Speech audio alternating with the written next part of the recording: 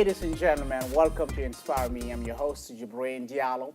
Today I'm bringing you another story. A story of survival, a story of inspiration, a story of struggle. Today, I have Souleymane Guengueng and his colleague Zefire Bonzo. They will be inspiring you, I'm sure, because I was inspired by the story of Souleymane Guengueng. Souleymane Guengueng, welcome to the show. Merci, je m'appelle Souleymane Guengueng.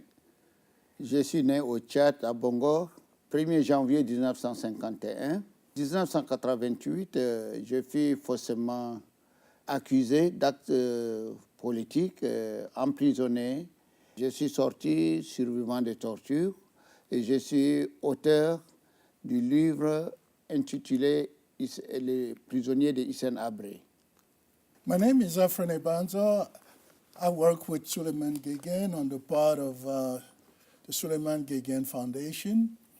Just to recapitulate what he just in his introduction, Souleymane was born in 1951, January 1st, in a part of Chad called Hire Bongor. What brought us here is its journey is long, difficult, but exceptional journey of being a former political prisoner, and mainly that he has survived all kind of torture during the regime of Hissène Habré. Okay.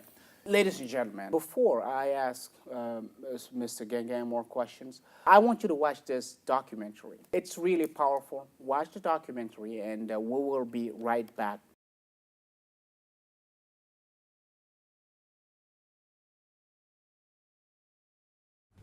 Hissène Habré was the dictator of Chad from 1982 to 1990. He's accused of thousands of political killings and systematic torture. On July 20th, 2015, his trial opened before 3 judges of the Extraordinary African Chambers in Senegal. Je me sens forte, très courageuse, parce que je suis devant l'homme qui est fort là, avant au Tchad, qui vient s'asseoir maintenant, il ne parle même pas. Je suis vraiment fière. It took 20 years of relentless campaigning by the victims to make this trial happen. And the victims were parties to that trial, represented by their lawyers. The first day, Habré was brought in kicking and screaming, and it wasn't clear what would happen. But the court very calmly said, Mr. Habré, que vous soyez consentant ou non, elle a ordonné que vous soyez amené de force. Et en tous les cas, force reste à la loi. And that was the moment when it was clear that this trial was going to happen. The architects of this case are the victims themselves. Habré was on trial because people like Souleymane Guengueng had fought for that prosecution. Pendant 2 ans et demi en prison, j'ai vu mes camarades, mes co-détenus, mourir de faim, mourir de soucis, mourir de torture et mourir de maladie. Du fond de ma cellule, j'ai juré devant Dieu de lutter pour la justice si je m'en sortais vivant. Être devant le juge et donner mes témoignages, je me sentais déjà vraiment comme je suis un homme complet. 93 witnesses testified. Most of them were direct victims, but there was also a data analyst who talked about the mortality rate in Habré's prisons, a forensic team that dug up mass graves, a French doctor who treated almost 600 torture victims, a handwriting expert who identified Habré's writing on the police documents. A central witness was Banjim Bandoum, a former agent of Hissène Habré's political police, the DDS, who testified that the police director went to Habré every day with documents. Seul Monsieur le Président Habré pouvait ordonner une libération. Pouvez-vous confirmer cela? Oui, il y a eu des PV qui sont adressés à son Excellence Monsieur le Président Hissène Habré. Et le directeur, il prenait ses fiches d'audition, il les amenait à la présidence. Et une fois Ces fiches sont annotées, sont revenues, et soit les personnes sont libérées, ou soit ils sont exécutés ou torturés. Ça, je peux le confirmer. Ces fiches, dites-vous, revenaient parfois avec des annotations telles que vu, virgule, à libérer, virgule, E majuscule, ce qui signifiait exécution. Vous confirmez? Oui, parce que je les ai lus dans les archives. Olivier Bercot, former researcher at Human Rights Watch, testified about the police documents that we had uncovered. Dans le bâtiment de la DDS, on s'est retrouvé devant des milliers de documents qui étaient éparpillés sur le sol. Il y avait beaucoup de listes de prisonniers, prisonniers soit politiques, soit prisonniers de guerre. Il y avait beaucoup de certificats de décès. Mohamed Noordaji testified that one day the president's Mercedes came, as it had come so many times before, to the compound of his father, one of Habre's closest advisors. And the head of the DDS said, "The president wants to see you." And his father was taken away and never seen again. Hissan Habre does not recognize the legitimacy of the court, and his lawyers refused to appear. And so the court was obliged to name court-appointed lawyers to represent Habre. Je voudrais dire ceci à l'accusé, qu'il soit rassuré que je n'ai fait l'objet d'aucune sollicitation inconvenante. Vous en avez ma parole. Cette lecture attentive de ces différentes dépositions laisse apparaître des discordances et des contradictions majeures. It's a shame that Hissan Habre refused to participate in his defense. I think he robbed the court and history of the possibility of hearing his side of the story. He could have also implicated those who supported his regime, like the United States and France. Il a échappé à la mort, mais pas aux séquelles. Quand l'avocat des partis civils brandit sa photo prise en 1970, ils font en larmes et crient « Ils m'ont déformé ». Inspiré de leurs frères, ceux qui sont là, groupe, ceux qui là-bas, cadavre complet. On m'avait appelé parce que membres de 460 qui sont morts.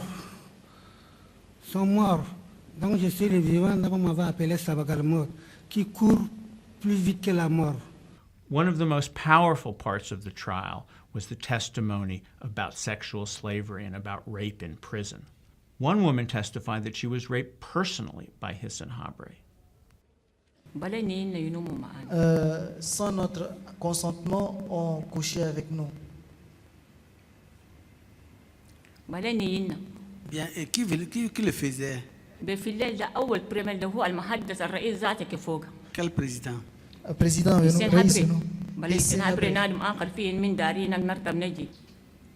y compris le président lui-même, il était parmi ceux-là. Et durant notre séjour à Ouadidou, on n'a pas reçu de soins, on n'a pas reçu de bonne alimentation, mais ils nous ont amenés seulement comme des esclaves sexuels. On nous administrait des médicaments. C'est après qu'on a su que c'est pour qu'on ne tombe pas enceinte. L'importance capitale de cette déposition, c'est de faire savoir, faire connaître cette histoire et de faire juger ce crime-là pour que plus jamais d'autres femmes n'en soient victimes. Parce qu'on parle très peu de viols, par exemple, au Tchad.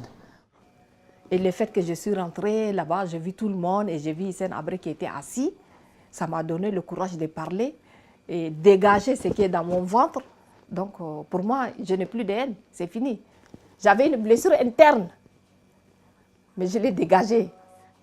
Jacqueline Mudena has been leading the victims in battle for the last 16 years.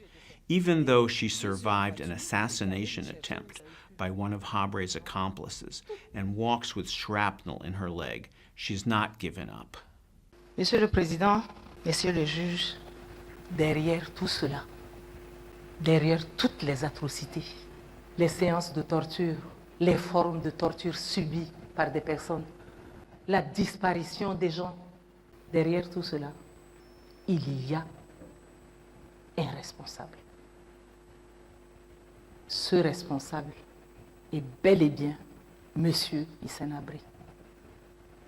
Because of the victims campaigning, there was a parallel trial back in Le Chad. président de la Cour a demandé aux plaignants présents dans la salle de faire leur témoignage. In March 2015, a court there convicted 20 of Habre's henchmen to long prison sentences for torture and for murder.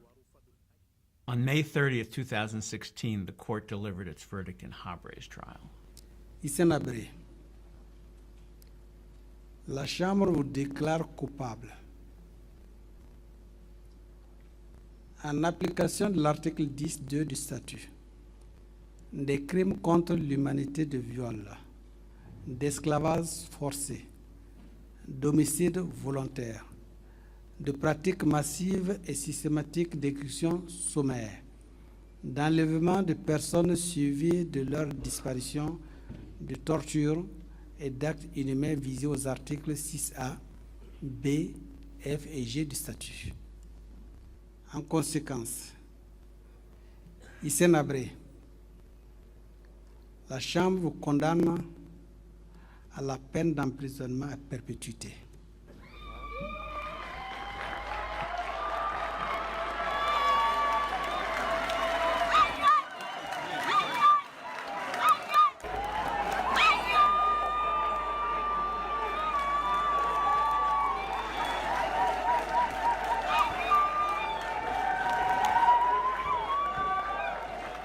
Mais ce qui me fait mal, j'ai beaucoup de collègues qui sont morts en chemin, ils n'ont pas pu voir ces résultats. C'est pourquoi j'étais ému et je pleurais, mais c'est une satisfaction totale. This trial shows that victims with tenacity and perseverance can actually create the political conditions to bring their dictator to court. And now the hope is that other victims, other survivors, will be inspired by what Hissène Habre's victims have done and say, yes, you see those people? They fought for justice and never gave up. And we can do that too.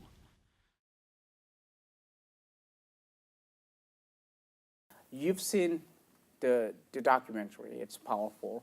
Souleymane, I was really moved when I saw you in tears in the documentary. What was going in your mind at that time when the verdict was brought down? Oui, ce documentaire résume les efforts qu'on a faits pendant plus de 25 ans, depuis qu'on a commencé la lutte pour la justice, et 17 ans pour devant les juridictions. Lorsque le verdict est tombé le 27 avril, c'était énormément émotionnel pour moi. Okay. Et je ne pouvais pas me ressaisir, je ne pouvais pas me contenir lorsque je me suis rendu compte qu'on était si nombreux de survivants de torture à lutter et voilà les résultats tombent positivement avec un grand succès où tout autour de moi, les autres collègues ne sont plus de notre monde. Ma première réaction, c'était d'abord vraiment... J'étais d'abord fondu dans l'arme et aussitôt mélangé à la joie. Et vraiment, c'est un succès du jamais vu. C'est comme ça qu'on me voit à la télé, disons... What he's trying to say is that the verdict came out and you look around him, the people who were the most beneficiary of that verdict were not present. Those are the people who passed away, the people who disappeared during the regime of Hissène Habré. And that really brought a lot of emotion on him. He was rejoicing. At the same time, he was also thinking of all these people who went away. And it took a long time to get to that verdict. A lot of suffering for himself, for a lot of people who were not there to see the justice being done. This is really very, very interesting. Souleymane Guengueng went through a lot, fought for many, many years before the former president of Chad was brought to justice, tried, and sentenced. Mr. Guengueng, what can you tell us about your time in prison? J'ai eu à passer 2 ans et demi dans plusieurs différentes prisons. Et dès mon arrivée, quand ils m'ont arrêté, on m'a d'abord conduit à la prison appelée Camp des Martyrs, où ils m'ont mis dans une toute petite cellule, 2 mètres de long et 1 mètre 20 de large. Alors, j'ai mis juste une semaine et vous passez 2 semaines là, vos jambes ne peuvent plus vous supporter. Et c'était très horrible. When he was arrested, he went to jail. The cell was 2 by 1 a meter. Okay. You could not spend time there without really collapsing because your whole body was basically, you suffer of all kind of ache. That was the beginning. After a while, he was transferred to what they used to call the cell of death.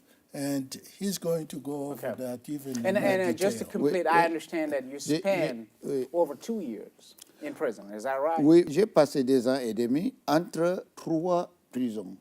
Et c'était d'abord le camp des martyrs, où j'ai mis presque 7 mois dans de petites cellules, comme je viens de le dire. Après, c'était le locaux, où on m'a mis comme 120e personne de prisonniers dans une cellule appelée cellule C, mais dénommée par les prisonniers cellule de la mort. On ne faisait qu'évacuer des gens qui mouraient souvent. D'où, dans cette cellule appelée cellule de la mort, on n'avait que 20 cm de la place pour se coucher. Que vous soyez gros, que vous soyez mince. Et à chaque fois qu'un prisonnier veut se lever, aller faire des pipis, donc il fallait que tout le monde se réveille quand il revient. Et ce n'était pas une toilette, encore un demi-fût de 100 litres placé dans la même cellule qui était notre toilette. Souleymane is giving a description of the so-called cell of death. There was no place to basically even to sleep. And the worst calamity or the worst indignity of that cell was that every time somebody wanted to go to the toilet during the night, everybody had to wake up. So you can just imagine, all of them were put in one cell, so many people, there was no room to move. And the people who were dying during the ordeal were left in that jail for a time. De cette cellule appelée cellule de la mort, on m'a encore retransféré à nouveau au camp des martyrs pour m'enfermer avec mes 4 autres collègues pendant 3 mois sans connaître s'il fait jour ou nuit dans l'obscurité. Et c'est ça qui a contribué à me rendre complètement, vraiment qui a diminué totalement ma vue. And from the cell of death, he was transferred again to another worse condition where they were kept without light for so long that his sight was basically degraded. And that's why he has to wear the thick glass. Oh, wow. Et le plus horrible qui m'a vraiment marqué, lorsqu'on nous a tous transférés au camp de la gendarmerie, il y avait une prison où ils ont amené presque 300 prisonniers du front, disons, sur le terrain de bataille. Alors, on les a mis, rien que par leur gémissement, on était effrayés dans nos cellules. Et c'est là où, tous les matins, Abba Moussa venait pour demander en arabe, Kammatou, combien sont-ils morts? Et ils l'attendaient. Si on leur dit c'est 2, 3, 4, 5, il dit, pas encore, il faut ça atteindre le nombre de 10 pour pouvoir les évacuer dans la pick-up, Kassankar, aller les enterrer tous dans une seule fosse commune. Okay. He was again transferred to a worse location where they put together almost 300 prisoners. The most damning, you can't even think of what was happening there. They had jail superintendent by the name of Abu Musa. The way he managed the jail, he didn't care much about the jailer, of course.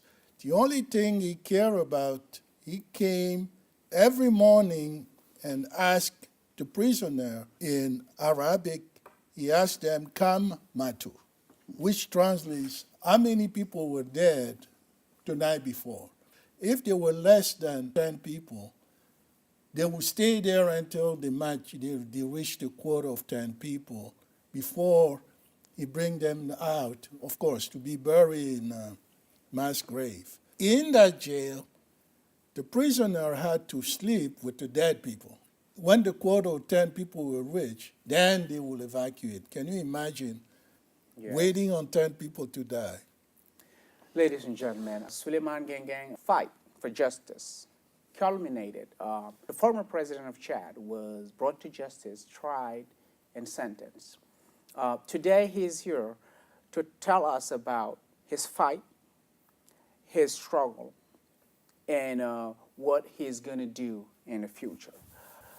So, Souleymane, I just want to ask you this, how you were able to push on, how you were able to get to this result.